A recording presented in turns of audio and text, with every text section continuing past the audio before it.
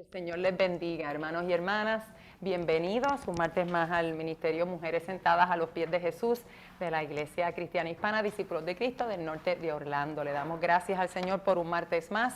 Hoy es martes 8 de noviembre. Estamos ya en la recta final de nuestro estudio del libro de Daniel. Hoy vamos a comenzar a discutir la semana 11. Vamos a estar discutiendo los días 1, 2 y 3 de la semana 11 del estudio de Daniel de Beth Moore. Sé que estamos ya en la recta final porque son 12 semanas, pero como quiera, si usted quiere empezar, me dice, se comunica conmigo y yo le ayudo a conseguir el libro y empiécelo porque siempre hay tiempo. Y en Navidad se ponen al día y lo terminan y se ponen al día. Que en mi casa hay uno que empezó los otros días y ya va por la semana 7. Lo llevamos al palo. ¿Por qué semana va? ¿Por qué día va? ¿Por qué? Así que siempre hay tiempo, no importa, usted lo hace a su propio tiempo. Pero siempre estamos aquí dispuestos a contestar preguntas, conseguir el libro, tenemos material adicional que hemos, pues, suplementario de otros lugares, pero que es de bendición para ayudarnos a estudiar el libro de Daniel y el libro de Apocalipsis. Así que los invitamos, esto es uno de esos estudios que no importa a qué hora usted se junte y se añada, va a valer la pena, así que estamos aquí. Le damos la bienvenida a todas las que están aquí, las que están con nosotros que nos acompañan por Zoom y a ustedes que nos ven a través del canal de YouTube, pues le damos la bienvenida, le damos las gracias al Señor por la oportunidad de poder poner estos videos en el canal de YouTube de nuestra iglesia. Le damos las gracias a nuestro pastor y a nuestra iglesia en general. Pues nada, dejo por aquí, excuso a varias de ustedes, se excusaron, después vamos a estar con algunas par de peticiones que tengo que me pidieron que por favor estemos orando hoy, así que después las compartimos, pero por ahora pues vamos a dejar, Janie está malita de salud, llegó de un viaje y no se sentía bien, me llamó anoche que no iba a poder estar hoy, también nuestra hermana Vivian anda por Puerto Rico, tengo varios textos ahí que se están excusando. Perdónenme cuando yo no contesto rápido, si me escriben martes después de las 8:15, o sea, estoy guiando, así que no estoy pendiente al teléfono y estamos ahora aquí hasta que salimos, en lo que recogemos, bla, bla. O sea que si me escriben después de las 8:15 de la mañana, probablemente voy a ver su texto bien tarde. Rebeca. Mira, Norma vino del viaje para Raquel. Le duele la cabeza. Ay, bendito, Roble, llegó. Ok, sí, ok, gracias Rebeca, sí que ya estaba de vacaciones. Ok, pues dejamos por aquí rapidito a nuestra hermana Cuca, que va a estar Cuca 1. De hecho, Cuca 2 cumpleaños hoy, lo vi en el calendario. Cuca 2, feliz cumpleaños. Hay party en Jacksonville. Gracias. Ajá, sí, lo vi esta mañana en el calendario. Ok, pues dejamos por aquí a nuestra hermana Cuca 1, que ella va a estar dirigiendo la discusión de los días 1, 2 y 3 de la semana 11, así que por favor, nada, les pido que den su atención y que ayudemos y que la apoyemos y que le hagamos muchas preguntas difíciles. Gracias, Cuca. Funny.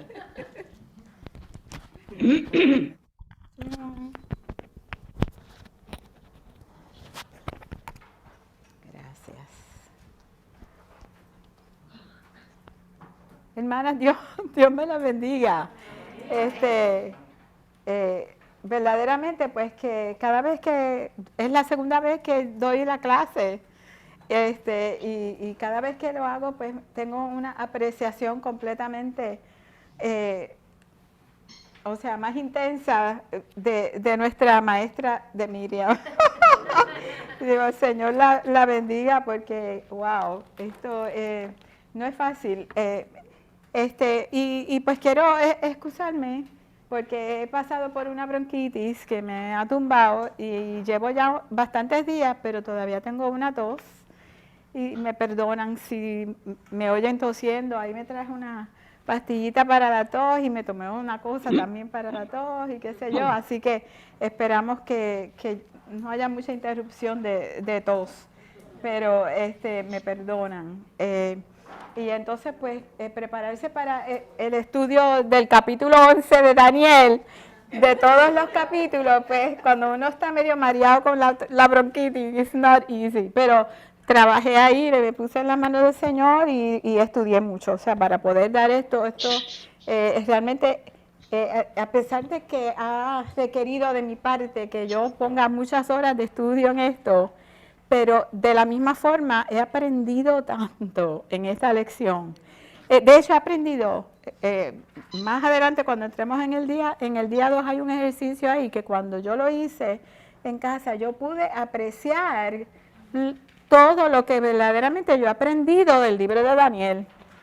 Ha sido una experiencia para mí, no la cambio por nada, hermanas. Así que en este día pues nos ponemos en las manos del Señor y vamos al día 1 de la semana 11.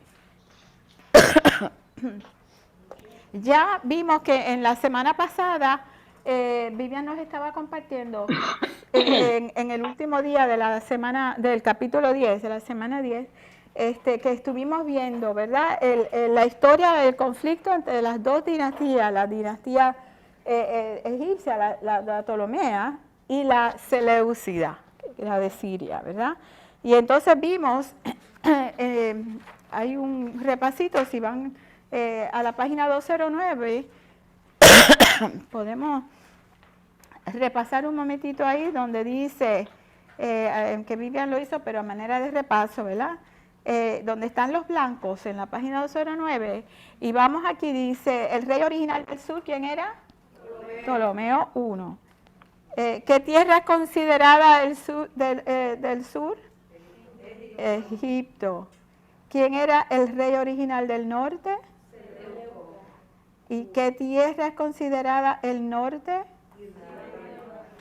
La hija del rey del sur. ¿Se acuerdan de todo ese chisme tremendo ahí? ¿Y qué le sucedió? La mataron. A la esposa, ¿a quién?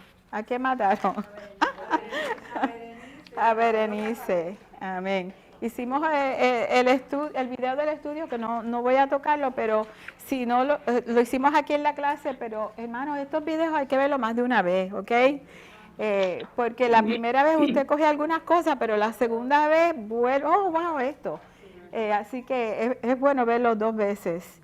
Y qué bueno que podemos ir aún atrás y ver los videos de la semana 8, la semana 7. Esos videos son tremendamente buenos. Y entonces, en este conflicto, pues, aprendimos, ¿verdad?, que este conflicto entre el norte y el sur es importante, pero ¿qué es lo que lo hace importante? ¿Qué es lo que verdaderamente, por qué es que la Biblia hace énfasis, y Daniel, la profecía bíblica, hace tanto énfasis en este asunto del conflicto de las dinastías? Si vamos en la página y vamos a ir siguiendo el libro, porque yo creo que esa es la mejor forma de hacer de cubrir estas lecciones. Dicen en la página 215, dice, recuerde, este conflicto es bíblicamente importante, ya que entre Siria y Egipto estaba ubicada una tierra de fundamental importancia. ¿Cuál es esa tierra? ¿Y cómo también se conoce Israel?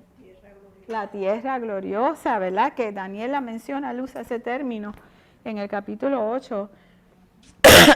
Y entonces, ¿verdad? En el foco y el centro de la profecía en el Antiguo Testamento, el centro es la tierra de Israel, la tierra gloriosa. Todo gira, ese es el foco de atención.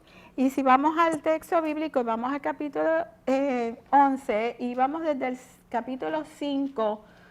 Vamos a empezar en el capítulo 5 porque ya en la lección anterior se cubrió los primeros versículos de este capítulo. Así es que vamos aquí en la Daniel de 5 al 35, vamos a cubrir esto. Hace referencia en el texto, ¿verdad? Hace referencia a 7 gobernantes ptolomeicos y a 8 gobernantes seleucidas.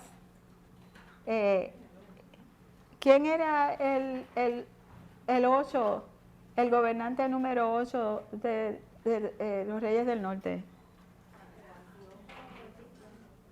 ¿Quién es? Dígalo. Antíoco, ¿qué? Antíoco 4, Epífanes, ¿verdad? Él era el número 8. Pero entonces es interesante que al ver este capítulo, si van conmigo, estamos en la página 215, y entonces estamos viendo, ¿verdad?, el desglose de los versículos, y ahí cuando usted lee, claro, cuando usted se pone a leer el versículo en la Biblia, pues usted no se da cuenta de que hay un rey en uno y en el otro versículo hay otro y en el otro versículo hay otro. O sea, dice, ¿what? Es tremenda sorpresa, ¿no? Y aquí se desglosa en el versículo 5, que vemos que es Seleuco 1.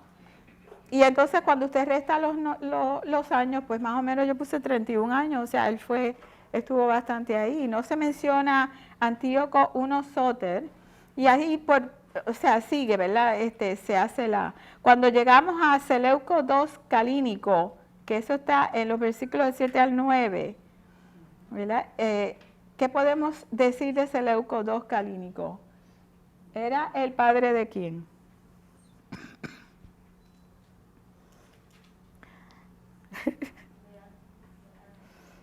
¿Alguien sabe?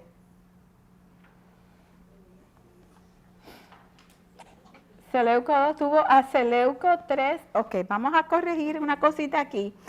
Donde dice Daniel 11:10, ahí dice Seleuco 2 Sóter. Tachen eso porque es Seleuco 3 Serauno o Querauno. He visto los de las dos formas, lo he visto, Serauno.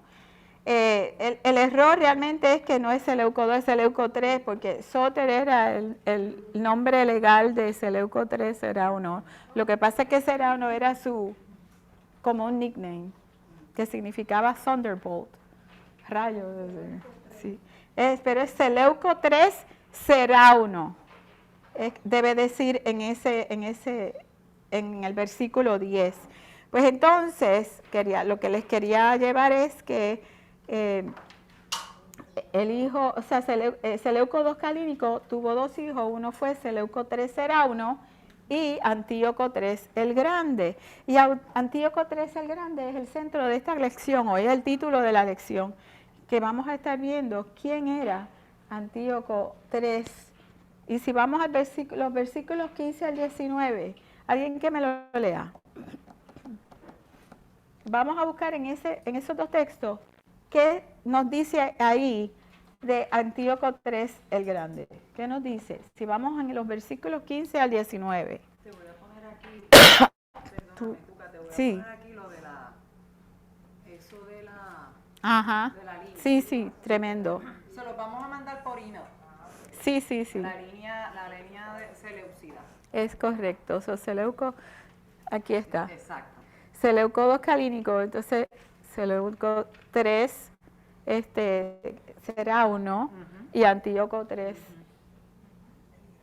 el Grande. Yo tengo el 15. Ajá, léelo. 15, ¿qué me dijo? Al 19.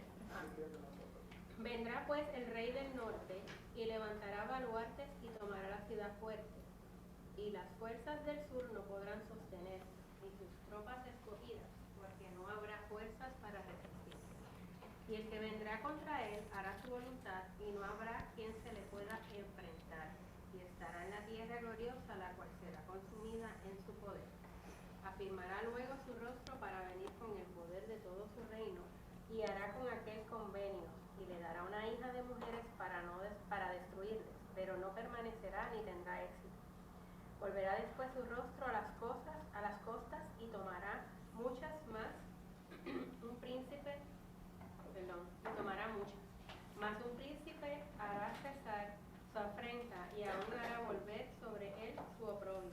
Luego volverá su rostro a las fortalezas de la tierra, mas tropezará y caerá y no será hallado. Amén. Fíjense, todo esto es profecía que el ángel le dio a Daniel, y podemos ver cómo esas cosas se cumplieron. Así que no nos olvidemos de identificar esas cosas en nuestro estudio personalmente. Entonces, los los reyes del norte son los Seleucidas y los del sur son los de Ptolomeo. Entonces, en el versículo 19 que acabamos de leer, los dos reyes que hace referencia en este pasaje, del 10 al 19, son Seleuco III Serauno, ¿verdad? Y Antíoco III el Grande. Y entonces, en este pasaje, el rey predominante de que más se habla, o sea, que es importante en el contexto que se presenta aquí, es Antíoco III el Grande. ¿Y qué podemos decir de Antíoco III el Grande? Pues era el padre de ¿quién? De Antíoco IV Epífanes. ¿Y quién era él? ¿Quién era él? Era un gobernante que era como... Era poderoso, era muy poderoso en su tiempo y su poder militar era grande, era un poder militar fuerte y nadie podía con él, los del sur no podían con su ejército y la intención que él tenía un apetito, un hambre por apoderarse del sur, ¿verdad? O sea, es ese apetito de poder y él era un hombre militar y tenía toda la aptitud para meter la mano a lo que fuera. Y entonces, como él era así, la historia dice que él sacó a los Ptolomeos de Israel. Y en ese proceso, pues, claro, cuando uno tiene un líder así poderoso, que ve que tiene acción, que hace lo que, o sea, que es una persona de acción y de logro, la gente como que dice, wow, este tipo... nadie quiere seguir a un loser, o sea, nadie quiere seguir a un perdedor. La gente admira a los líderes, a la gente fuerte, o sea, la gente quiere ser así, o sea, uno imita, uno quiere ser. Uno no se va a aliar con nadie que no va a hacer nada por uno o no va a tener ningún tipo de acción que le beneficie a uno. Inclusive vemos más adelante que él... de los botines que él acomodaba, él era una persona bien manipuladora, que sabía, astuto, y sabía cómo bregar y manipular a la gente. Y parte de eso, como él era así, se le atribuye que él tuviera esa aceptación, aún dentro del pueblo judío, habían unos que se dejaron, ¿verdad?, llevar, porque el tipo, wow, tremendo, sí, y como con esta gente del sur que viene a fastidiarnos a nosotros, este es el hombre que hay que seguir, que él nos va a, ustedes se imaginan el cuadro, ¿no? Y entonces, pero, dice, siguiendo, ¿verdad?, para seguir dice aquí que Antíoco III hizo una contribución muy importante a la narrativa bíblica. Reunió un ejército enorme y sacó a los Ptolomeos de Israel. A él se unieron muchos judíos, dice la escritura, hombres turbulentos de tu pueblo, gente que como que tienen una disposición, son contenciosos, son, ok, here we go, vamos a cortarle el cuello a o sea, ese tipo de personas, vamos, ¿no? Y lo consideraban como el líder, o sea, su líder, su adalid. Pero ¿qué pasa? Nos advierte aquí, ¿verdad? Antíoco III el Grande no era el Salvador que Israel había esperado, ¿verdad? Y ustedes saben que aun cuando Jesús estuvo en la tierra, que él vino, ¿qué pasó con algunos? ¿Verdad? Pensaban que él iba a librarlos, iba a ser el libertador, pero no el Salvador. Un líder político, exactamente. Y entonces aquí nos llama la atención la lección, ¿verdad?, a que nosotros a veces acudimos o nos identificamos con personas que estimamos que nos pueden liberar, nos pueden libertar, que nos pueden salvar del aspecto económico o de cualquier situación que esté siendo un yugo, o sea, para uno. Pero la palabra aquí nos advierte, y claro, no sé cómo dice en inglés el libro, de que todo salvador alternativo desaparece pronto. Sí, yo lo escribí. En inglés es, el acrónimo es Easter. Oh, Every sí. alternative savior takes early retirement. Oh, wow, qué tremendo. I would have liked that. Sí. Qué bien, Easter. Eso está buenísimo. I have to write it. Escríbanlo por ahí. Dice, ¿verdad? Que el profeta Isaías apareció en escena aproximadamente un siglo antes que Jeremías.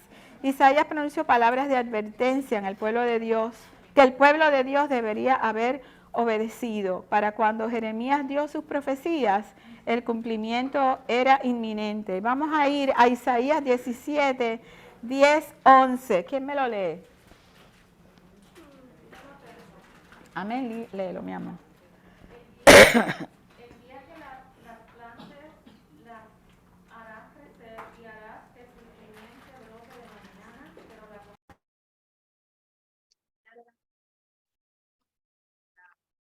en el 11, no era el día. El día del 11, ok, lo leí antes. El 11. Porque te olvidaste del Dios de tu salvación y no te acordaste de la roca de tu refugio. Por tanto, sembrarás plantas hermosas y plantarás sarmiento extraño. El día que las plantes, las harás crecer y harás que su simiente brote de mañana. Pero la cosecha será arrebatada en el día de la angustia y del dolor desesperado.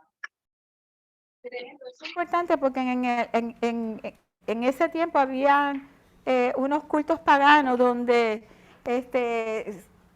sembraban jardines supuestamente dedicados a los dioses paganos. No recuerdo bien lo que decía, pero sí recuerdo, o sea, que cuando lo que nos dice Isaías ahí es que sí, es muy bonito y tú lo trabajas y te haces, pero cuando necesitas verdaderamente el fruto de eso que tú has sembrado ahí, it's not gonna work. No va a haber nada ahí. No va a haber nada ahí. O sea, Que no le iban a proveer la vida. no va. Exactamente. Y más todavía, va a funcionar lo contrario. O sea, el efecto que tú deseas no es lo que va a suceder, es lo contrario. Es como una advertencia, ¿no? ¿Qué ustedes piensan? ¿Qué quiere decir Isaías? Bueno, ¿qué dice Isaías al respecto? ¿Cómo ustedes interpretan esto?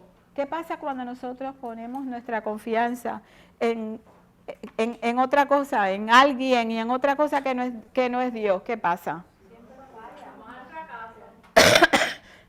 A veces nada. Ajá. Estamos con la cabeza en la... Estamos perdiendo el tiempo, ¿no? Porque no vamos para ningún lado. Y Isaías 43, 11, una sentencia, una declaración que dice, Isaías 43, 11, ¿quién me lo lee? Amén, Ida. Yo Jehová, y fuera de mí no hay otro que salve. Aleluya. Eso está bien directo al hígado, ¿verdad? Está bien directo. No hay otro que salve. Nosotros tenemos que tener cuidado, hermanos. Nuestros ojos siempre tienen que estar puestos en Jesucristo, nuestro Señor. Fuera de Él, no busques para ningún lado. No hay nadie, no hay una figura política que venga a salvar ni a sacarnos de ninguna situación, porque nuestra paz es Jesucristo. Y no, fuera de Él no hay otro. No hay ningún otro camino a Dios. Acuérdese de eso, porque eso lo dice todo el mundo por ahí. Todos los caminos. No, todos los caminos no se conducen a Dios. Solamente Jesucristo. Amén. Así es que nuestros ojos puestos en Jesús. Y saben que cuando estaba estudiando esto, ¿verdad? Ellos tenían los ojos puestos en Antíoco, como Antíoco nos va a sacar de esto y qué sé yo qué. Pero mira, él no era el Salvador. Y sabemos, cuando leemos ese pasaje, todos los fallos que él tuvo, que no pudo ni siquiera conquistar a Egipto, ¿verdad? Pero yo me acuerdo, fíjense, nada más que rapidito le voy a decir esto. Hay una iglesia, no voy a decir el nombre, pero eso es en Lakeland. Y a lo mejor ustedes saben a quién yo me refiero. Una iglesia bien poderosa, les estoy hablando, maybe 10 years ago, 10 años atrás. Una iglesia de 7,000 miembros en Lakeland. Sí, ¿sí? De 7.000 miembros en Lakeland. Ellos tenían cuánto ministerio, usted se puede imaginar. Una iglesia poderosa en el sentido de que tenían, olvídese. Sí, pero era una mega church que ellos tenían, olvídese, de todo, de todo.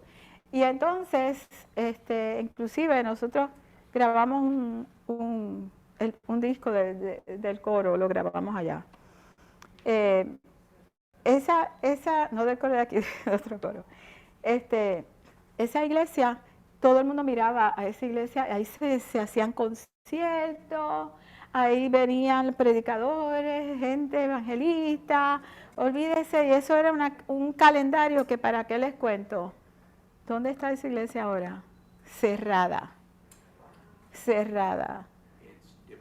Demolished. Y a mí eso me provoca un dolor tan grande. Y digo, ¿qué pasó ahí? Y no es la única. Ustedes saben que podemos mencionar 2 o 3 iglesias grandes que tuvieron fama, donde una vez se levantó el nombre del Señor en alto y las almas corrían a recibir al Señor. Y de mucho fruto, y de momento, ¿qué pasó? Bueno, que perdieron el foco y se metieron en un montón de cosas, ¿verdad?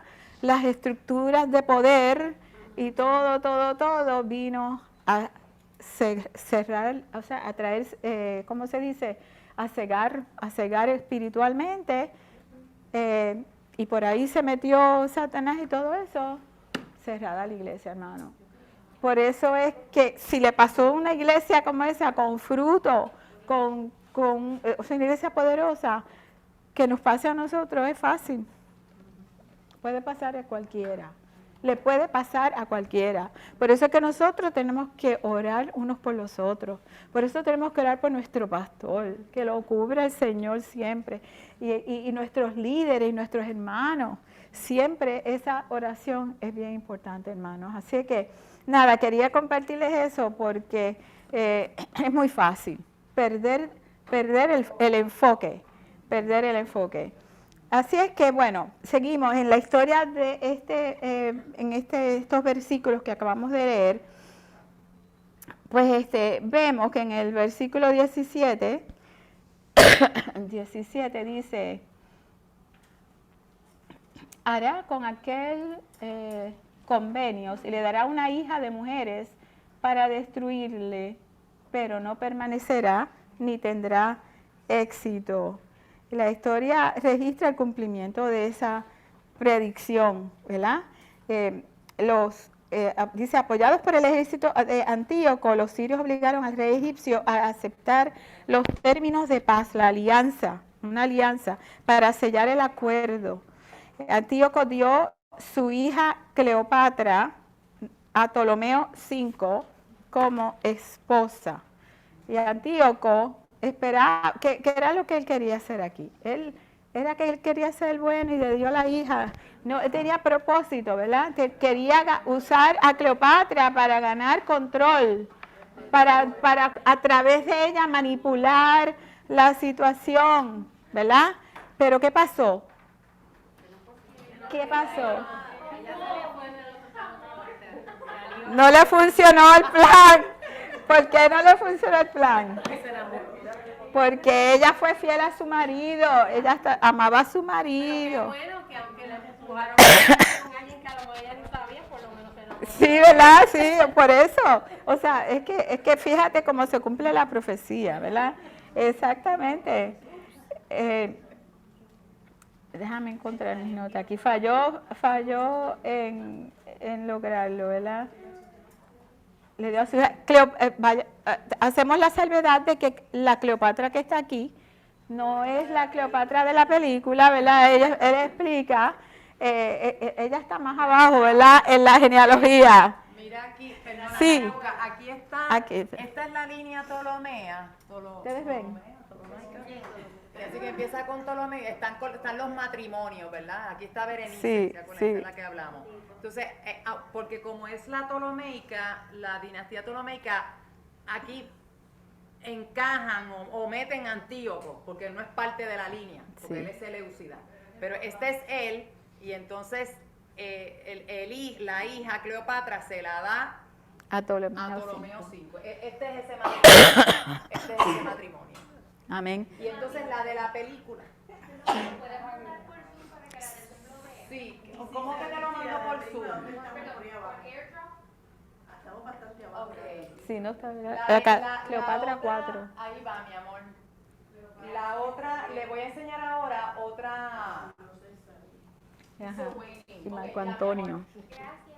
Ok, a ti mi vida. Ok, aquí está la Cleopatra de Julio César, es esta, Ajá. O es la 7. sea que la otra era Es la la- abuela de ella. La otra era la 1. Sí, Esa fue la primera Cleopatra. Pero la de Julio César es 7. es la 7. Fíjate que ella dice 4. Ella dice 4. Sí. En la, sí, pero yo no la veo ahí, sí. En la genealogía parece a las 7. Vamos a chequear eso. Vamos a chequear eso. Mira eso, ahí no se Porque mira aquí la 4. Pero hay que Cleopatra verlo de 2. los años, porque por los años lo vamos. Pero mira, acá abajo está otra vez Mírala de aquí, Julio César. mira la Cleopatra 4. Esa es la 4, pero aquí está otra vez Julio César con Cleopatra. Sí, ¿verdad? Esa no es la famosa, la de Julio César. Sí, Julio César, Marco Antonio. Bueno, pues hay que chequear. ¿Sabes qué? Voy a buscar en el libro en inglés, que no vaya a ser que eso es un error. Ah, porque es posible. En la traducción yo lo busco. Ah, pues, ok, eso vamos a corroborarlo, Yo sí. les confirmo eso. Sí, lo vamos a corroborar. Ok. Entonces, estamos terminando con Antíoco III. Pues Antíoco III, ¿qué pasa? Que como les dije, él tenía ese deseo de conquistar, tenía deseo de poder, de conquistar, y entonces él quería tirarse a hacer una invasión a Asia Menor y Grecia. Pero se encontró con las legiones de hierro de Roma. ¿Se acuerdan de Roma? ¿Cuál es la...? Aquí aparece, aquí entra en escena Roma. Entonces, Dice que es la 7. La 7. Google ella Es lo dice. que dice aquí. Sí, pues puede Es ser, que hay un error de ella. ¿O de ella o de traducción? sí, debe haber un problema aquí. Yo se lo confirmo. Que no es la primera vez, ¿verdad? Que la traducción en el typing. De todas formas, ¿verdad? Entonces, ¿qué fue lo que le pasó aquí? Vamos un momentito, mira. Lo que le pasó a Antíoco. Dice que Antíoco III se dirigió a los países de las costas y conquistó algunas islas. Pero Escipión era un general romano. Que derrotó el ejército de Antíoco de 70.000 con uno de 30.000. Ese detalle a mí me llamó mucho la atención, porque él era, imagínense, Antíoco era un guerrero, tenía un tremendo ejército y tenía 70.000 soldados, pero vino este general romano y con un ejército de 30.000 lo venció. Y entonces lo derrotó, pero aplastantemente, o sea, lo aplastó. Y entonces lo forzaron a dejar todas sus pertenencias que él tenía en Europa, etcétera, y le impusieron un tributo bien difícil, bien fuerte. Y entonces él se vio tratando entonces de buscar dinero para entonces poder pagar esa deuda, porque le pusieron una cadena perpetua ahí de unos dineros, entonces de los tributos, ¿verdad? Y entonces él decide irse a su propia tierra y tratando de ver cómo conseguir dinero para pagar esos tributos, tuvo la brillante idea de saquear un templo en Júpiter, lo cual airó sobremanera a sus súbditos y lo mataron. Y como dice la profecía, nunca fue hallado. Y entonces, vamos al día 2, estoy bien, ¿verdad? Sí, está bien, sí, súper bien. Sí, pues yo lo digo todo rápido. En el día 2, la sucesión de un rey vil. Y entonces comienza la lección con algo bien interesante. Hermanos, yo le digo que ¿quién hizo? ¿Lo pudieron hacer ese pequeño ejercicio? Confiesen. No lo hicieron. Ida lo hizo. Yes. Pero me lo dicen. Sí, mira, si la mitad de la respuesta está en la página 232, anyway. eso yo les confieso que yo fui a la página 232 y lo apunté. Pero ella no nos lo hizo tan fácil porque ella nos dice, repase el listado de los reyes. Espérate, aquí no es. Ella dice, ella nos manda a buscar los versículos específicos donde dice eso que está ahí. Dice, por ejemplo, Daniel 1, llevado a Babilonia. Pues entonces había que ir a buscar en el capítulo 1, te dice qué capítulo. Y tú vas ahí, ¿qué versículo específicamente dice que fue llevado a Babilonia? Hermano, yo hice todo ese ejercicio, yo creo que me tomó como unos 15 minutos. Y yo, pero qué bendición, hermana. Mira, yo decía, wow, que mucho yo he aprendido, wow, porque eso era todo. Yo leía y decía, wow, sí, yo me acuerdo de esto, yo me acuerdo. Y me acordaba no solamente de haberlo leído, me acordaba de la clase, de las cosas que habíamos aprendido en la clase. Por eso es que las exhorto a que hagan métanle mano, tú sabes, saquen tiempo, métanle mano a las lecciones, porque eso es para tu bienestar, para tu propio beneficio. Ha sido para mí. Sí, Ida. La doble Nabucodonosor sueña. Sí, sueña. Sueña la estatua. Las contestaciones de eso están en la página 232. Sí, sí, yo no sé por qué yo lo sabía. Lo dice. Yo creo que lo dice Vanesilla. Iba a decir que es más fácil en inglés porque esto es una traducción a, Sí. ¿se acuerdan en una sesión de videos que ya hace unas rimas y Un chapter poemita. 1, Daniel goes to Ajá, Babylon, sí. Daniel chapter 2, Sí, y sigue así, exacto. pues es más fácil en inglés porque es como una canción. Sí, So, es yo una- lo hice pero en inglés. Sí, es un poemita. Es una poesita. Así que, pero háganlo, si no lo hicieron, háganlo, porque se van a sorprender que muchos ustedes saben respecto a esto. Ok, continuamos entonces, ¿verdad? Entonces sabemos que en los versículos de 20 al 32, ¿verdad? El listado de los reyes que vimos ahorita, pues en el versículo 20, el rey era Seleuco IV Filópater. Yo digo Filópater como si tuviera acento al lado, pero no. Seleuco IV Filópater. Y en versículos 21 al 32 es Antíoco IV Epífanes. Tan, tan, tan. Aquí llegamos a nuestro amiguito. Estos dos nombres, dice, les serán mucho más conocidos si participó de la sesión de video 8. Ambos eran hijos de Antíoco III, o sea que estos dos eran hijos de Antíoco III. Seleuco Filópater era su primer hijo y heredó más que su trono, porque ¿qué fue lo que heredó él? La deuda terrible de los tributos de Roma.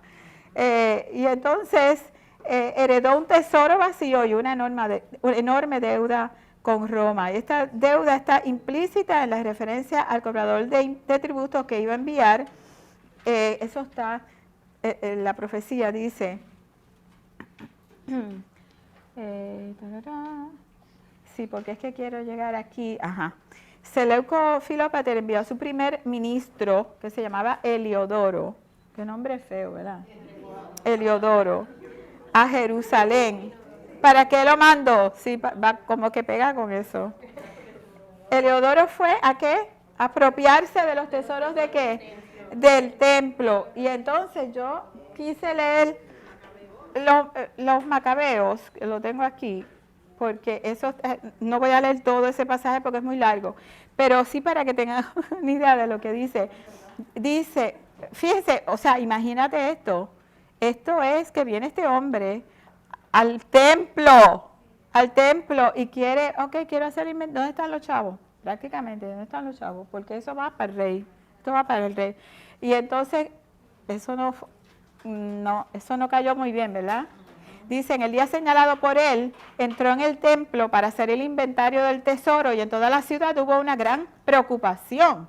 Los sacerdotes con vestiduras sacerdotales estaban arrodillados delante del altar e invocaban a Dios, autor de la ley, sobre los depósitos y le suplicaban que guardara intactos los bienes de quienes los habían dejado allí.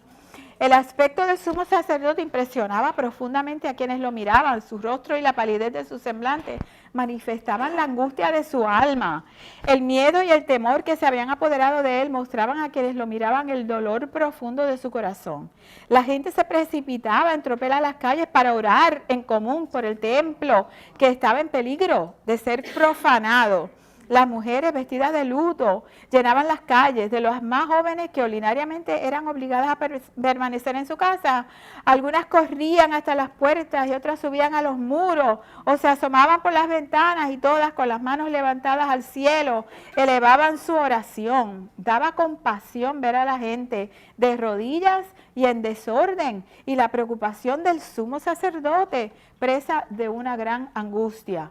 Mientras se hacían súplicas al Señor Todopoderoso para que guardara intactos y seguros los depósitos de quienes los habían dejado en el templo, Heliodoro se disponía a ejecutar su decisión. Pero cuando él y sus acompañantes se encontraban ya junto al tesoro, el Señor de los espíritus y de todo poder se manifestó con gran majestad, de modo que a todos los que se habían atrevido a entrar los aterró el poder de Dios y quedaron sin fuerza ni valor, pues se les apareció un caballo ricamente adornado y montado por un jinete terrible, que levantando los cascos delanteros, se lanzó con violencia contra Heliodoro. El jinete vestía una armadura de oro. Aparecieron también dos jóvenes de extraordinaria fuerza y gran belleza, magníficamente vestidos. Se colocaron uno a cada lado de Heliodoro. Ay, perdone, pero es que... Y sin parar lo azotaron descargando golpes sobre él. En otras palabras, le dieron una tremenda salsa a Heliodoro. Y dice, Heliodoro cayó inmediatamente a tierra sin ver absolutamente nada. Rápidamente lo levantaron y lo colocaron en una camilla. Y así a Heliodoro, que con gran acompañamiento y con toda su guardia había entrado en la sala del tesoro, tuvieron que llevárselo a cuestas, incapaz ahora de valerse por sí mismo, mientras reconocían claramente el poder de Dios. Yo leí eso, yo tengo que compartir eso. O sea que, ¿verdad? Ella dice que, según Macabeos 3, del 7 al 40, una escalofriante visión de poderosos ángeles impidió que Heliodoro saqueara el templo. O sea que no, el plan no funcionó. Entonces dice, el gobierno de Filópater, de Seleuco Filópater, duró nada más que unos años. ¿Por qué? Porque su amado hermano Antíoco IV Epífanes lo asesinó. Algunos comentarios dicen que Heliodoro lo envenenó, algunos creen que es que los dos se combinaron, o sea, hicieron un compinche para matarlo.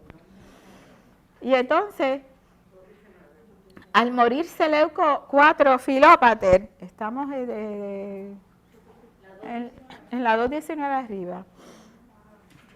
O sea, es que estoy leyendo de mis notas. Dice, al morir Seleuco IV Filópater, el trono debió haber sido para su hijo y legítimo heredero, que se llamaba ¿qué?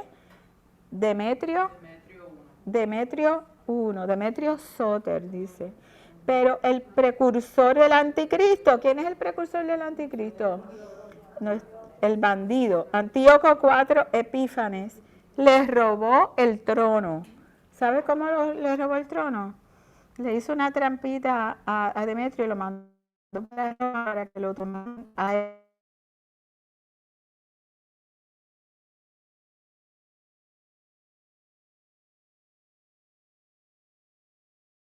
él por rehén. Como Demetrio estaba ausente, él estaba ya en Roma, pues él usó la excusa de que su sobrino no estaba para él tomar el trono. Se congració con el pueblo, o sea, usó, olvídate, toda artimaña política, se congració con la gente y hasta con unos príncipes vecinos, y con eso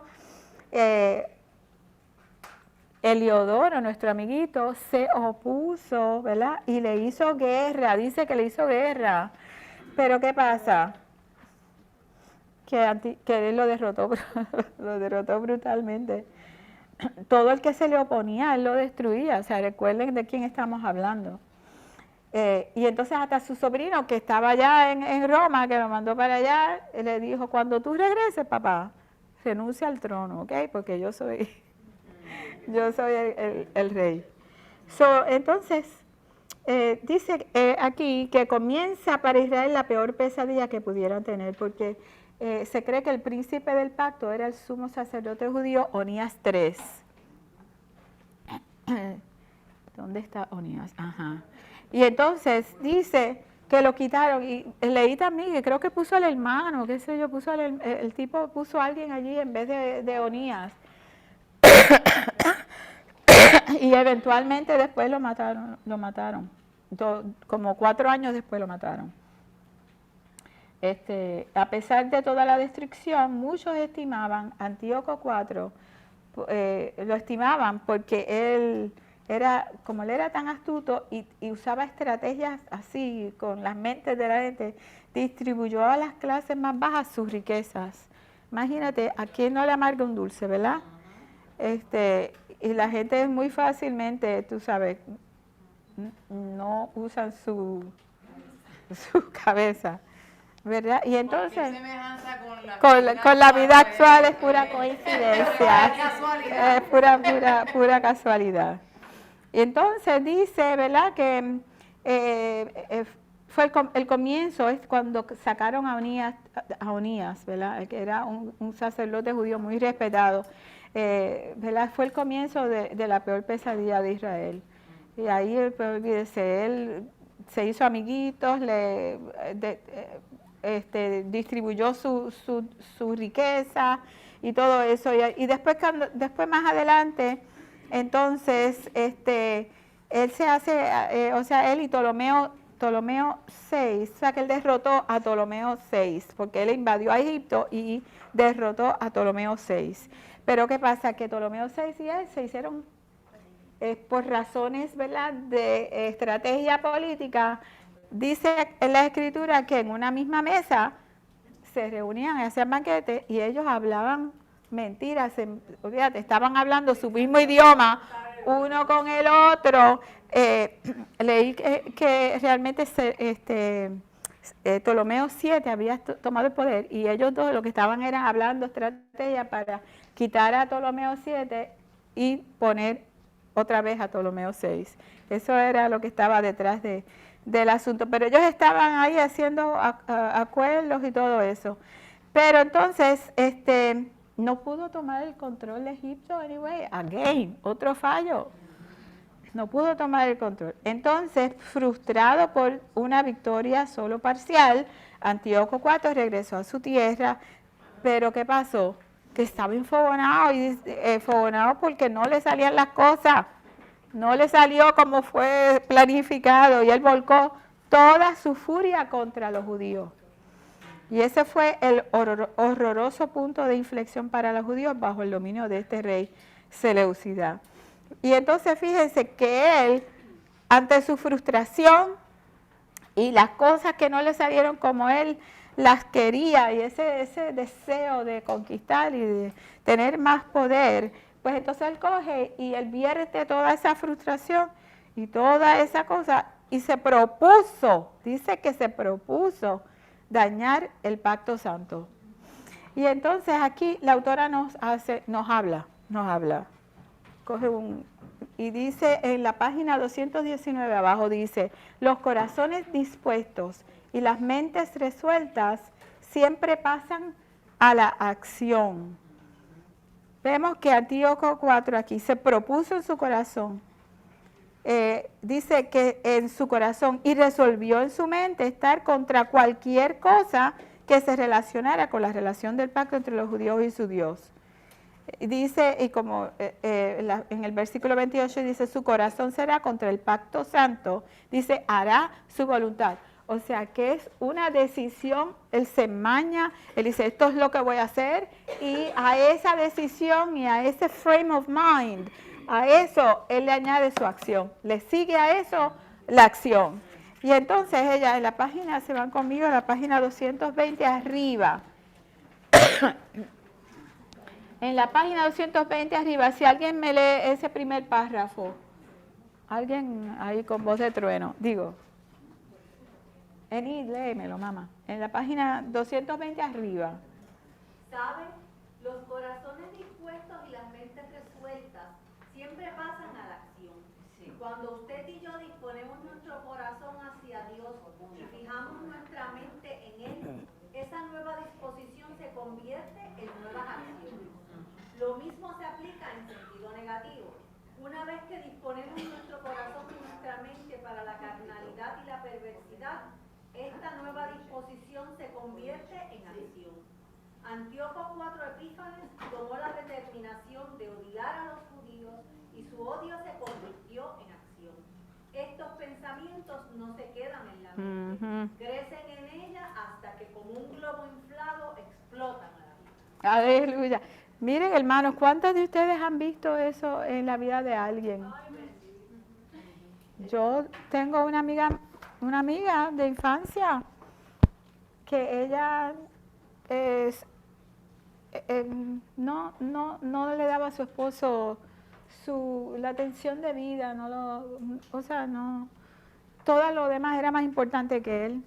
Y él, en un momento de debilidad, pues tuvo un desliz. Y ella nunca lo quiso perdonar. Nunca lo quiso perdonar.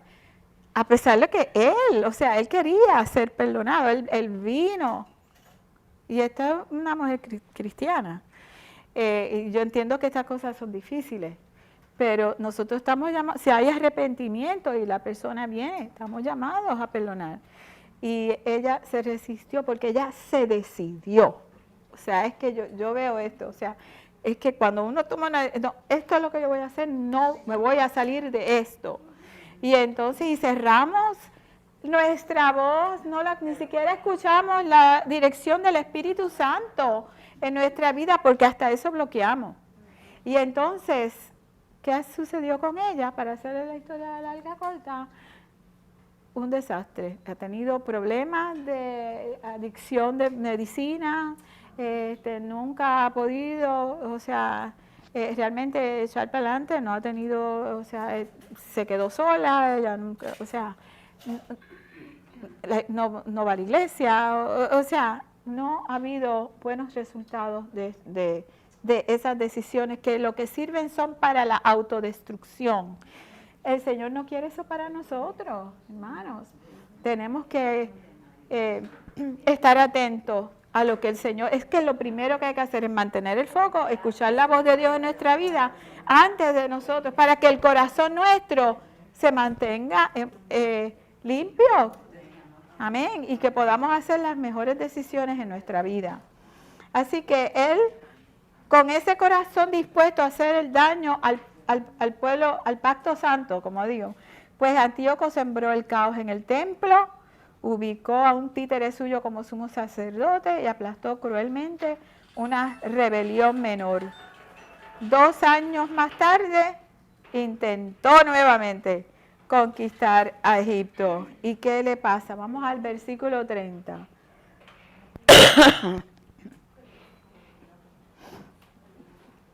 Versículo 30. Dice la profecía, estamos viendo la profecía, dice, porque vendrán contra él naves de Quitim y él se contristará y volverá y se enojará contra el pacto santo y hará según su voluntad, volverá pues y se entenderá con los que abandonen el santo pacto.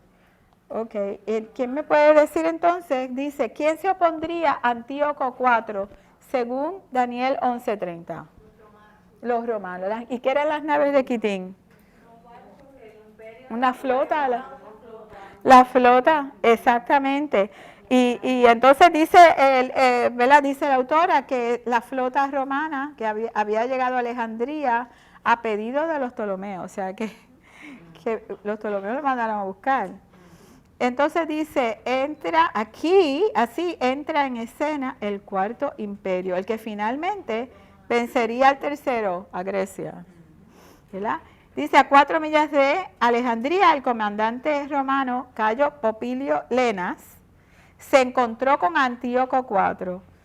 El romano le entregó una carta donde le ordenaba retirarse inmediatamente de Egipto si no deseaba entrar en guerra con Roma. O sea, ¿qué dice aquí? Que dice que el comandante romano trazó un círculo en la arena alrededor de... O sea, imagínense eso, imagínense eso.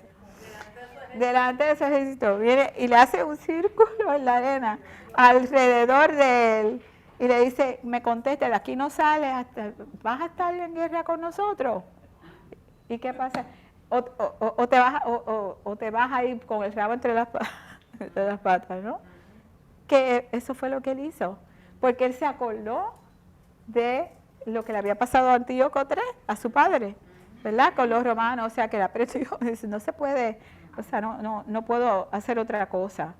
Así que esto fue una tremenda humillación, ¿verdad?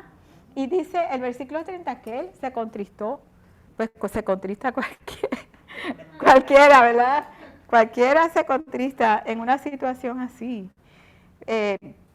Así que él estaba, dice, Antíoco permaneció en silencio, humillado, durante un breve intervalo y finalmente accedió y se retiró avergonzado. Este hecho indudablemente es al que se hace referencia en el versículo 30 con la frase, se contristará. Así que, ¿qué es lo que hace?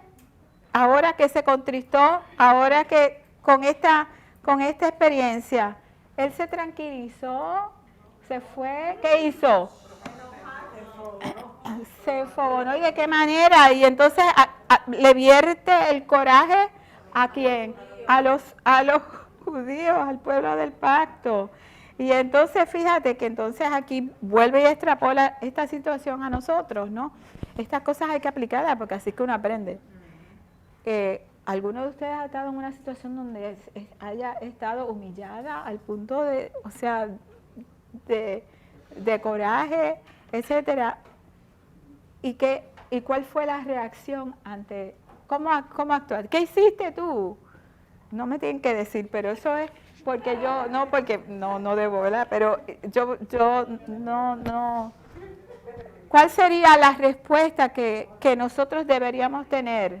Cuca, tú estás en conversación, todos saben que yo tuve un proceso legal motivado y comenzado por papá de Nisita. Con permiso, si puedes acercarte para el micrófono para que la Oh, sí.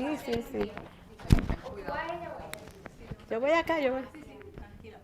Sí, no, tuvo una situación personal que implicó un proceso legal y pues cuando se vio el final, luego de muchos viajes a Puerto Rico que implicó no solamente gastos económicos, sino que emocionalmente bien drenante para mí y para mi familia, pues finalmente, pues luego que me hicieron hablar como por 7 u 8 ocasiones, le tocaba a la otra parte hablar y la juez decide que ella no tiene que oírlo, porque ella ya sabe lo que va a determinar. Y yo lo encontré tan y tan injusto, y lo único comentario que yo hice al salir, bueno, que yo no creía en la justicia humana, sino en la justicia divina. Sí, porque realmente esa es la verdad. Sí, y menos mal que no te llevaron a...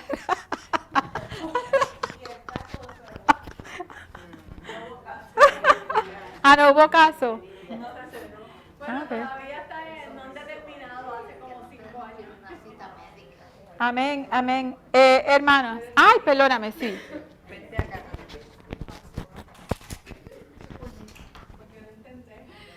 Bueno, en situaciones como lo que estamos hablando aquí, ¿verdad?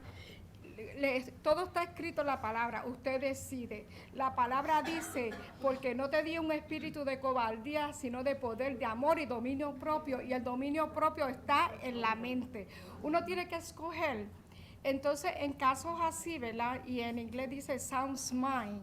Cuando uno escoge que ese problema lo va a dominar, pues entonces uno le está dando rienda al diablo. Cuando Dios te dice que tú tienes el poder de tomar decisiones, y la decisión tuya es bien importante cuando hablabas del caso la decisión de uno, ¿qué va a hacer? pues la palabra dice que de perdonar 7 y 70 veces 7 y de todo, y que eso no te afecte, que eso sea un evento de crecer, de lo que sea, pero todo está escrito. Si uno no se deja ir por la palabra, va a cosas que son o simples o fuertes, dominarte cuando Dios no te dijo eso, porque lo que uno tiene que tener es, como dice, cerdos en la sala. Sala es en la mente, que cuando viene como por ejemplo, si yo voy a decidir que el problema que me causó el hermano mío es para odiarlo, para rechazarlo, para no hablarle más, entonces yo estoy tomando esa decisión que me va a destruir a mí. Esa es la destrucción. Pero si tú piensas en la palabra, pues dice, se tiene que perdonar 70 veces 7. Y tú no puedes tener en tu mente, tú tienes que reprender pensamientos malos. No importa los eventos, pensamientos malos. Porque Dios está en todo y cuando tú tienes la razón, tú te enfrentas a la justicia, lo que sea, pero con verdades. Y Dios te va a estar contigo. Pero Él nunca va a estar en algo que no. Que como en el odio, como en el rechazo, como que yo no te hablo más, como que, bueno. Sí, no, amén. Amén, gracias, hermana. Dios nos hizo con libre albedrío, ¿verdad? Nosotros tenemos en nuestras manos la decisión de qué hacer. O hacemos lo que Dios nos dice, nos sometemos al Espíritu Santo, a la voz de Dios, a lo que hemos aprendido en su palabra, o vamos a ser desobedientes y a tenernos entonces a la consecuencia de una desobediencia. La decisión para mí es fácil. Hay que hacer lo que Dios dice. Amén. Amén. Entonces vamos al día 3. Wow. No sé ni cómo yo he hecho esto. Wow. El arrogante enemigo de Dios. Aleluya. Vamos a enfocarnos en los versículos 31 al 36, porque, perdóname, del 36 al 45, porque ya ella cubrió los versos 31 al 36 en el video, que yo espero que todos lo hayan visto. Los eruditos bíblicos, ¿verdad? Aquí, claro, ya comienza esto. Todas las lecciones ella las empieza con dice, hasta aquí han estado, yeah. Tú sabes, una celebración, porque verdaderamente sí. En estos versículos nosotros vamos a ver que estamos hablando, por ejemplo, del 21 al 35, estamos hablando de Antíoco IV Epífanes, ¿verdad? Y todos los eruditos, la mayoría de los eruditos están de acuerdo con que esos versículos están hablando de Antíoco IV Epífanes. Pero entonces cuando entramos a los versículos del 36 al 45, la identidad de esa persona ok, pero espérate. Y honestamente cuando yo lo estaba leyendo, yo me di cuenta, sin haber leído las explicaciones ni nada, ya yo me había dado cuenta, ok, aquí no es Antíoco IV, es el precursor, no, ¿cómo es que se dice aquí? ¿Se acuerdan de la frase que estudiamos de el doble cumplimiento, no? Entramos y fíjense que no nos debe sorprender que esto sucede porque hemos estudiado los dos, Antíoco IV y hemos estudiado el Anticristo. En los capítulos del 7 al 9 hemos visto ya estos dos personajes. No nos debe sorprender que Gabriel entra de uno al otro, ¿verdad? Y entonces, en el versículo 36, lo primero que vemos, ¿verdad?, que nos deja saber más o menos, es que habla dice, déjame buscarlo, en el versículo 36 dice, y el rey hará su voluntad y se ensoberbecerá. Ahí ese es el primer, se ensoberbecerá y se engrandecerá sobre todo Dios. él se profesa ser más grande que cualquier Dios, cualquier Dios. Es una exaltación de uno mismo que proviene de Satanás. Y se acuerdan de Nabucodonosor y todo eso cuando estudiamos, ¿verdad? El asunto de uno exaltarse uno y creerse que uno es ¿verdad? La exaltación de uno mismo es muy importante en los planes de Satanás. Eso es parte, eso es el número uno en el plan de Satanás contra nosotros. Y la tentación de buscar la exaltación para nosotros es una cosa que tenemos que bregar con ella diariamente, porque eso se nos presenta en cada momento, diariamente. Y dice la autora que nosotros debemos estar preparados con un plan de acción, un plan de antemano para que cuando eso suceda, ya uno tenga los pasajes bíblicos alineados, que olvídate, y tú reprendes eso y lo sacas, te corriges a ti misma a través de esos pasajes bíblicos que nos llevan porque Dios se lleva toda la exaltación. Nosotros no fuimos hechos para ser adorados. Amén. Y el versículo 37 dice que Él va a rechazar cualquier religión que practiquen sus ancestros, que probablemente sea alguna forma del cristianismo. No sentirá deseo por las mujeres, por lo cual algunos piensan que practicará la homosexualidad. No le importará el que las mujeres deseaban dar a luz al Mesías. Eso, olvídate de eso, eso no es importante. Fíjense, ¿sabe? ¿Te das cuenta de cuál es el sentido? ¿Qué es lo que estamos viendo ahora mismo, verdad? En todos lados. ¿Y qué se le está enseñando a nuestros hijos en la escuela? Y entonces, ¿verdad?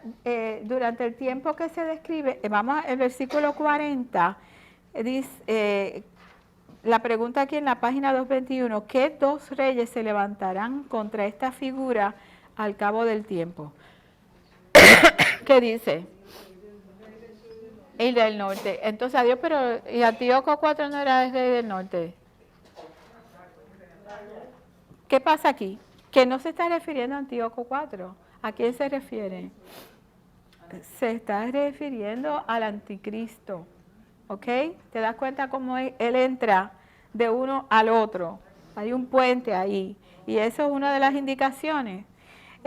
Dice, obviamente la figura de la que se habla no es el rey del norte ni el rey del sur. Así que Antíoco IV no puede ser el rey en este pasaje. No obstante, Antíoco IV lo precede inmediatamente por una buena razón. Si lo que puede ser llamado la interpretación tradicional de la iglesia cristiana es exacto, interpretar que este pasaje predice al anticristo es el punto de vista ampliamente aceptado desde tiempos antiguos por medio de Crisóstomo, Jerónimo y Teodoro. Jerónimo se adhirió firmemente a esta postura, o sea que los estudiosos eruditos están en consenso de que esta persona es el anticristo. Y entonces, ella, en la página 222 arriba,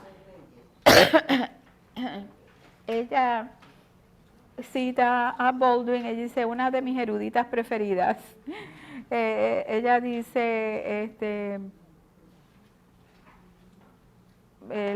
la indicación, bueno, esto es el American Commentary, New American Commentary, dice, la indicación más clara que este rey vivirá en los últimos días es la resurrección de los santos. Ocurrirá inmediatamente después que Dios libere a su pueblo del poder de este maligno individuo. Eso está en el capítulo 12, versículo 2. O sea que esta figura del anticristo es escatológica, o sea, no es del tiempo histórico, o sea, no ha sucedido todavía. ¿Ok? Entonces, dice, aquí entra a algo bien interesante. Ya dijimos lo de Gabriel. Ok. Yo estoy le brinqué por encima de esto.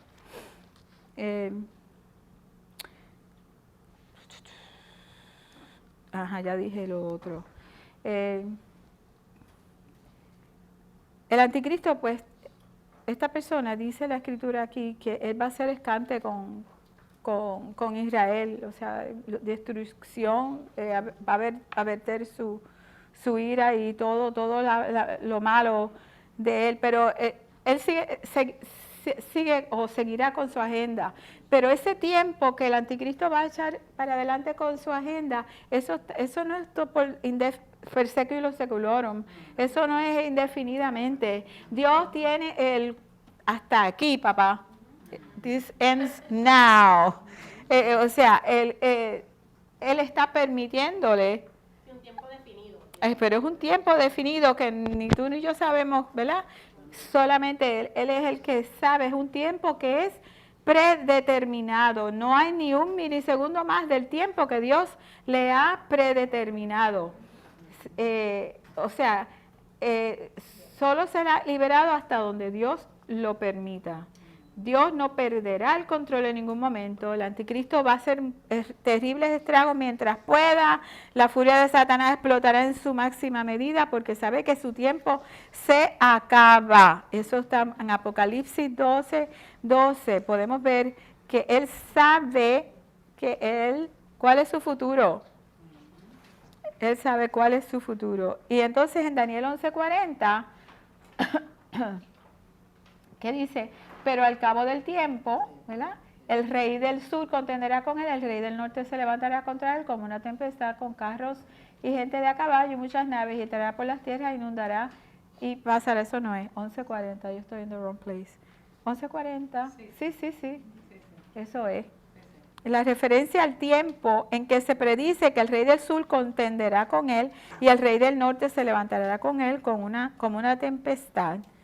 Israel será el punto álgido, o sea, el punto clave, central de esta horrible guerra en ese tiempo. Y entonces muchos judíos van a huir, estamos hablando de la gran tribulación, ¿verdad? Estamos hablando de la gran tribulación. Y entonces si buscamos, vayan conmigo a Apocalipsis 12, del versículo 14 al 16. Esto es importante, mis hermanas. Apocalipsis 12. Del 14 al 16. Esto estamos en Apocalipsis, en el lenguaje apocalíptico, pero dice, y se le dieron a la mujer las 2 alas de la gran águila, para que volase de delante de la serpiente al desierto, a su lugar, donde es sustentada por un tiempo y tiempos, y la mitad de un tiempo. ¿Cuánto es eso? 3 años y medio. 3 años y medio. Y la serpiente arrojó de su boca tras la mujer agua como un río, para que fuese arrastrada por el río. Pero la tierra ayudó a la mujer, pues la tierra abrió su boca y tragó el río que el dragón había echado de su boca. Aquí, claro, cuando yo leo esto, que tuve que llamar a mí, explícame. La mujer aquí es ¿quién? ¿Alguien sabe? La mujer de la que habla este pasaje. ¿Perdón? Israel. Israel. Había otro comentario que decía que es la iglesia. Lo que sucede aquí es que hay varias escuelas, y aquí Lourdes sabe. Y hay escuelas, hay de interpretación de aquí, de este. Cuando ustedes ven en la hojita que nos dio Miriam sobre la premilenialismo dispensacional y el premilenialismo histórico, vemos en el premilenialismo dispensacional, en la parte de abajo, no sé si la tienen, yo siempre cargo con ella, en el premilenialismo dispensacional, estoy bien, Miriam, dice, abajo dice, durante la gran tribulación muchos judíos se volverán a Cristo, dice, las promesas de Dios a Abraham y su descendencia fueron incondicionales, por lo tanto los judíos llegarán a poseer la tierra prometida en Génesis 15:18, y dice, todas las referencias de Apocalipsis a Israel aluden a la nación de Israel. Pues inclusive la autora de nuestro libro es de esa escuela. donde el pueblo judío tiene una diferencia.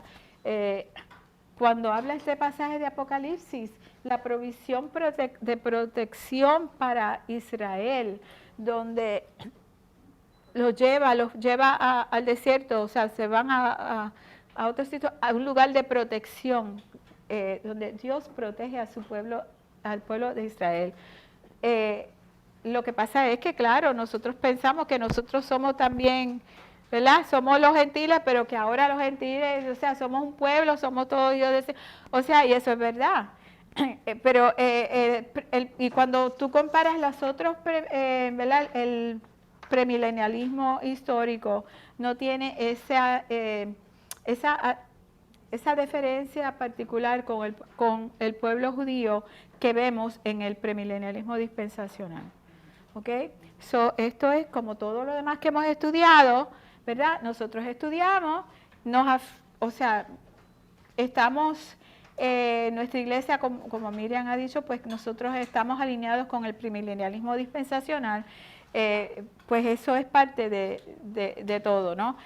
Pero tenemos la libertad de nosotros decidir nosotros mismos, o sea, en algunos comentarios se decía que la mujer en este pasaje era la iglesia, no Israel, o sea, pero estamos diciéndoselo para que ustedes sepan estas dos escuelas, estos dos pensamientos, así que mucha gente cree, inclusive no es la autora del libro, muchos eruditos, muchos estudiosos, esto es lo que ellos creen en relación a... Así que lo pueden estudiar, lo pueden repasar, y siempre, como dice Miriam, ¿verdad? Nosotros siempre estamos en libertad de nosotros, ¿verdad? Hacer nuestra propia decisión al estudiar y leer y ¿verdad? Y educarnos, ¿no? Podemos creer, entonces, o sea, estamos en libertad. No es dogmático, esto no es dogmático. Amén. Así que espero que eso haya aclarado esto. Si tienen alguna pregunta, a mí no me pregunten, pero le pueden preguntar a Miriam. O a la pastora, como veo. Ay, Dios mío. Anyway, entonces, vamos a terminar ya, no se preocupen. Estamos hablando sobre Mateo 25:32. Vamos aquí, el juicio de las naciones, uno de los pasajes con que nosotros crecimos.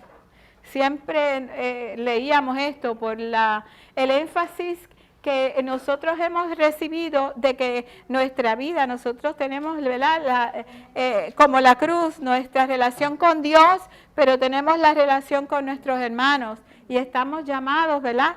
A que cuando hay alguien con necesidad, our neighbor, nuestro vecino, nuestro hermano, nuestro prójimo está en necesidad, nosotros estamos en una obligación de nosotros ayudarle y hacerlo con amor genuino y sincero, ¿verdad? Y entonces en este pasaje dice, ¿verdad? Que está en Mateo 25:32, dice, ¿quiénes se reunirán ante el trono de Cristo? ¿Qué dice el pasaje?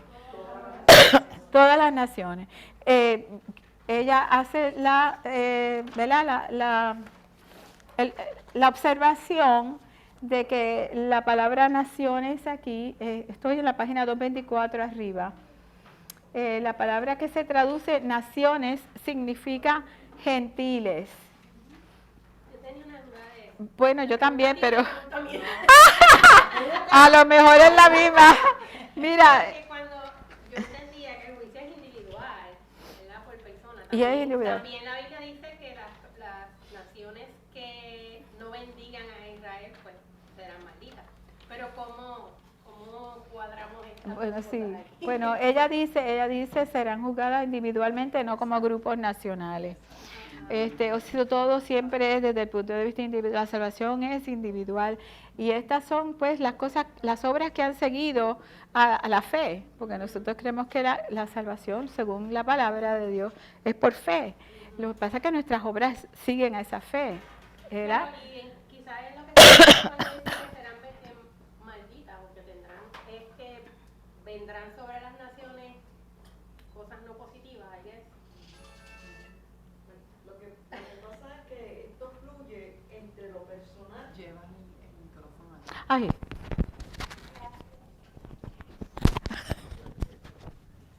Sí, que oscila entre lo personal y lo colectivo. Es lo que siempre se había dicho, la salvación es individual, lo cual no es cierto desde el punto de vista bíblico. A mediados del siglo pasado para acá, los que somos que nos convertimos en esa, vamos a decir, dispensación, cuando se decía que la salvación es individual, nosotros entendíamos lo que quería decir. Pero la salvación jamás es individual. La salvación es personal. Donde se habla de una relación personal entre el Señor, Dios Todopoderoso, que tiene el control de todo, que es el que sabe lo que va a pasar, el que es eternamente, ¿verdad? Que Él es absoluto, punto. Esa salvación es personal porque yo, persona, me relaciono con Él, pero nunca es individual porque la salvación siempre es colectiva. De ahí la cruz, vertical y horizontal, porque siempre, siempre, siempre la salvación se traduce en mi relación con Dios, se traduce en mi relación con los demás.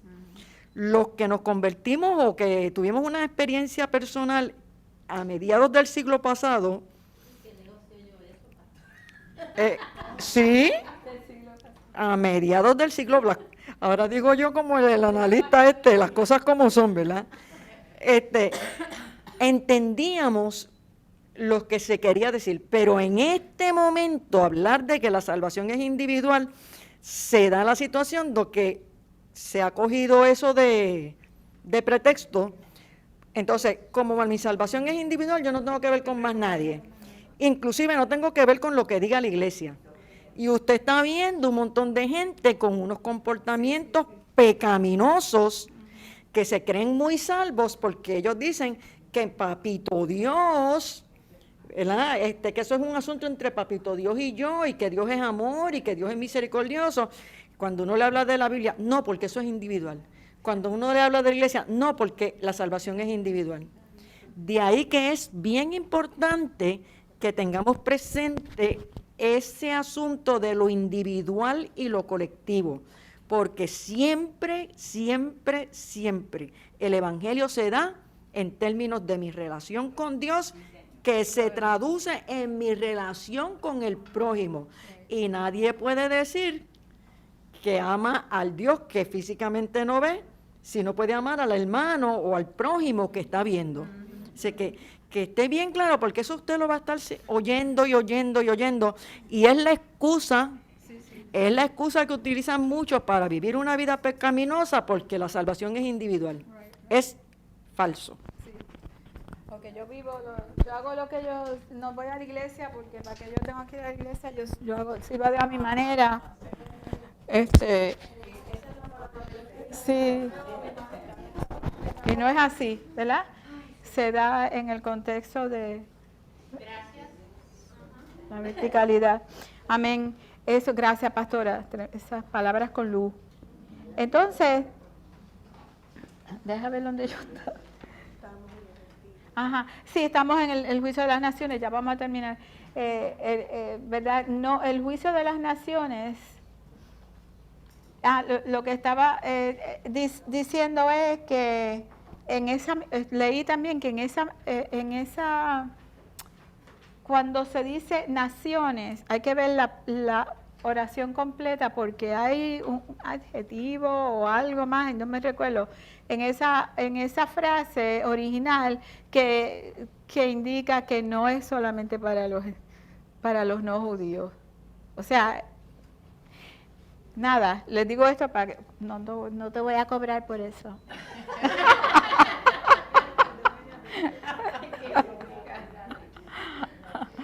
Ok, so entonces, anyway, este juicio no es el del gran trono blanco, que vendrá después del milenio y será solo para los perdidos, es un juicio de los gentiles que se producirá después del regreso de Cristo para determinar quién entrará y quién no entrará en el reino. Pero hay un punto bien importante, y es que el anticristo va a hacer todo lo posible para exterminar por completo a los judíos durante la gran tribulación. O sea que vemos por qué es que Dios está protegiendo a los judíos, porque es que el enemigo está out to get them and to destroy them. Va a destruirlos, los va a destruir. Y entonces por eso vemos la protección de Dios sobre su pueblo. Así que es importante que lo que aprendimos sobre Mateo 25, del 31 al 46, en relación a nuestro deber con nuestro prójimo, eso, that remains, eso es así. Nosotros, la autora menciona Isaías 58, que ahí también explica y arroja luz sobre este pasaje, porque te vimos, ¿cuándo nos viste desnudo y no te cubrimos? ¿Cuándo? Porque lo hiciste a uno de estos. A mí lo hiciste. O sea, esto es un pasaje clásico. Esto hay que sabérselo de memoria. Hay hasta himnos de eso. Así que dice ella que entonces, desde la diestra del Padre, Dios va a estar mirando cómo las naciones bregan con los judíos. Así que esto del antisemitismo que hay por ahí, mira, horrenda cosa es caer en manos del Dios mío. That's all I'm saying. That's all I'm saying. Así que hay que tener mucho cuidado con esto, ¿ok? Así que hasta aquí yo no sé si estoy terminé. Dios me lo bendiga. Gracias, mamá. Que me gradué, dice. Ay, Dios. Que como uno no lo ve, uno se lo pone y uno no lo ve. Gracias, Cuca. Le damos gracias al Señor y gracias a Cuca. La verdad es que es una bendición cuando vemos, nada, lo que he dicho con las otras hermanas que hemos compartido en este semestre y el pasado, que es una bendición ver a las personas en sus dones y talentos sirviendo y dando, ¿verdad? De lo que, como es una bendición ver a Sandra calladita, pero trabajando como una hormiguita aquí y allá, y ella no se deja ni ver ni escuchar y nadie sabe, pero es una bendición que ella está en lo de ella, en su don, en su talento, igual que con ustedes con lo que hacen, es una bendición, así que yo le doy gracias al Señor por eso y me uno a las palabras de la autora de nuestro estudio de felicitarlas por llegar hasta la semana 11. Y a mí me encanta, hermanas, de verdad, dígalo Cuca o Vivian o Dina, cuando hacen una pregunta y ustedes a coro contestan el blanco, aleluya, porque lo hicieron. Ave María, me encanta, porque claro, yo lo hice, pero qué bueno que yo no soy la única, que estamos todas que están ahí en Boyá. Lidu. Ajá. Yo me creo que puedo contestar, ¿sabes? Y cuando veo por Te oyen YouTube, en tu casa. por YouTube, yo te acaban de hablar y yo, mira, esta cosa. O sea, que uno como que ya quiere participar. Claro. Yo decía a ella que es mejor estar aquí.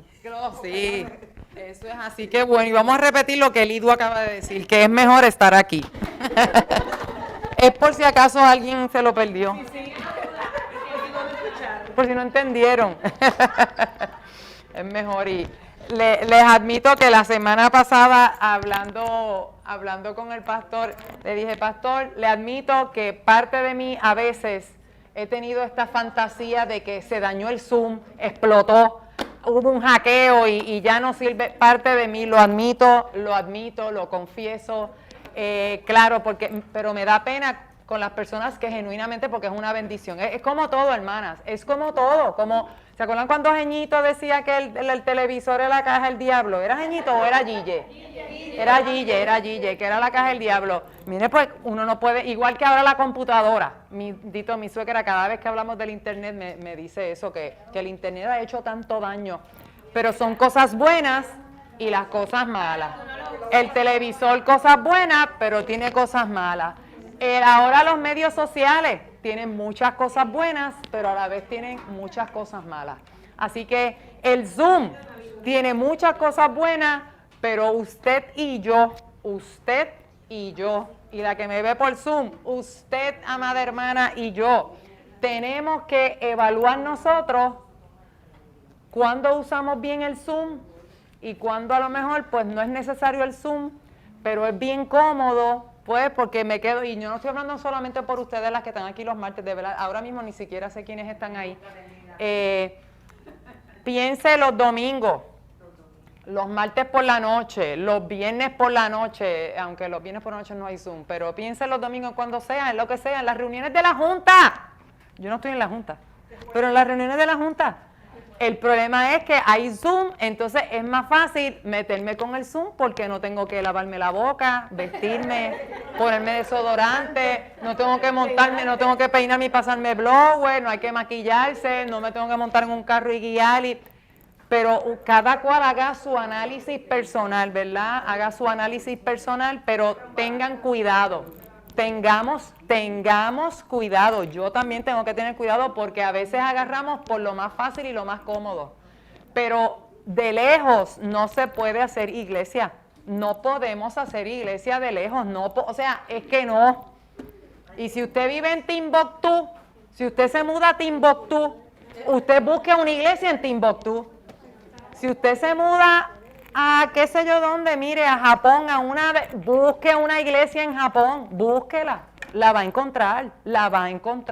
Un grupo de hermanos, llámese iglesia o llámese en doctrina sana, pero que usted haga iglesia con esa, sean 4 o sean 400. Usted tiene que pertenecer a un cuerpo, eso es bíblico. Ajá, pastora.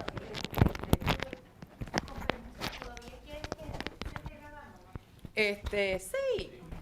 Sí, que nosotros, de lo que estaba diciendo Miriam, lo importante, porque hubo una familia yo creo, no sé a quiénes se los había comentado, de personas dominicanas que estaban de vacaciones. Y entonces fue por un tiempito, estaban en Kissimmee, y parece que estaban bastante tiempo, se sentían tan sedientos de ir a la iglesia, no se conformaron con lo que podían ver por online. Entonces buscaron y vinieron el martes por la noche desde Kissimmee para congregarse, y había que ver la felicidad de esa familia cuando el pastor los presentó, y esa era una alegría, que si ellos se hubieran quedado a verlo en la página de la iglesia o buscar un culto o algo, ellos miraron y dijeron, pues vamos para allá, porque estaban buscando una iglesia hispana, y se tiraron, y de verdad que ellos fueron felices y nosotros también. Claro que sí. Excelente, bueno, no le vamos a caer más encima al tema, pero ya, yo de verdad le admito que le confesé al pastor, perdóneme pastor, pero le admito, le confieso, y créame que no fui la única que expresó así que, ¿verdad? Pero si usted está enfermo, si usted está lejos, si usted, pues mire, más que bienvenido, usted bréguele, porque esta es la manera de conectarse, porque entonces la opción es no conectarse, así que, ok, pues vamos a dejarlo aquí, vamos a parar ahora aquí la grabación, para la semana que viene, si el Señor lo permite, nuestra hermana Cuca va, no, yo voy, perdón. Mira, no la vieron, ella estaba mirando abajo y de momento... Sí, es que Cuca está bien ajoradita entre el coro, o sea, hoy ella tiene el coro el jueves, el viernes ella también, y esto es otro anuncio, este viernes en la Sociedad de Adultos, aquí a las 7:30, aquí mismo, nuestra hermana Cuca va a estar presentando una plática, un taller que se llama La Verdadera Adoración. Yo escuché esto hace muchos años y les digo que fue de tremenda bendición. Yo entiendo que de verdad aquí debe estar, esto de la iglesia entera debería estar aquí. Así que los invitamos, los que nos ven por YouTube y las que están en Zoom, este viernes 7:30 de la Sociedad de Adultos, nuestra hermana Cuca va a estar dirigiendo ese taller. Le damos gracias al Señor por personas preparadas, talentosas, y que el Señor usa, ese es uno de sus ministerios, la verdadera adoración. Así que la semana que viene yo voy a estar dirigiendo la discusión de los días 4 y 5 de la semana 11. Martes que viene, los días, pero gracias. La semana que viene, los días 4 y 5 de la semana 11, no vamos a estar viendo el video de la semana 12, porque la otra semana, cuando discutamos la semana 12, como no hay días de discusión, vamos a ver el video de la semana 12, que eso va a ser la próxima semana, o sea, la semana después de Acción de Gracias. 29, ¿qué estamos? Díganme la fecha, hermanas, o sea, el que viene, hoy es 8, el próximo es 17, ¿qué estamos? A ver, la 8 más 7 es 15. ¿Verdad? Exacto, el 22, gracias, ese era el número. El 22, martes 22, no nos reunimos, ¿ok? Así que el martes próximo, el 15. Estoy mal. El 15 es los días 4 y 5 de la semana 11. La próxima semana es que viene Acción de Gracias. La otra semana, Acción de Gracias, no nos vemos. La próxima martes vamos a estar entonces discutiendo el 29, la semana 12, y ahí es que vamos a ver el video de la semana 12. Y ahí, entonces vamos a ver si ahí, a lo mejor cogemos un día más, pero es para ver la cuestión de las líneas de tiempo y las cosas que tengamos, a lo mejor algunas dudas que ustedes tengan. Por ejemplo, hoy fue uno de esos días que es la cuestión de los distintos puntos de vista de cuando Apocalipsis 12 habla de una mujer, cómo unas personas piensan que es todo el pueblo de Dios, la iglesia, pero otro punto de vista es que se habla específicamente sobre Israel. Vanessa. Dalia pregunta si va a haber cena de Acción de Gracias el 15. ¿Quién? Dalia. Si va a haber cena de Acción de Gracias. Como no nos vemos el 22. No, bueno, en la iglesia, ajá, sí, nosotras siempre lo cogemos libre, no, pero si vamos a tener fiesta de Navidad, si vamos a hacer la fiesta de Navidad, si el Señor lo permite, eso lo vamos a hacer. El 13, el plan hasta ahora es el 13 de diciembre. Ajá. La próxima semana terminamos la semana 11. La próxima semana terminamos la semana 11. El 22 es libre por Thanksgiving y el 29 vemos el video de la semana 12. Sí. Y terminamos. Y ahí terminamos oficial con el estudio, ¿ok? Las animo, hermana, pues siempre voy a decir lo mismo. Si usted está atrasada por algo, se le quedó un día porque estaba enferma, viajó, se le olvidó, tuvo 20 cosas, póngase al día, haga el estudio. No piense como, ay, ya terminamos, ya para qué, no vi para atrás. Hágalo porque usted va a aprender, eso es para usted, para los suyos, ¿ok? Ok, así que ahora sí que terminamos. Nos vemos entonces, si el Señor lo permite, nos vemos aquí el martes para discutir los días 4 y 5 de la semana 11, si el Señor lo permite. Que Dios les bendiga. Amén.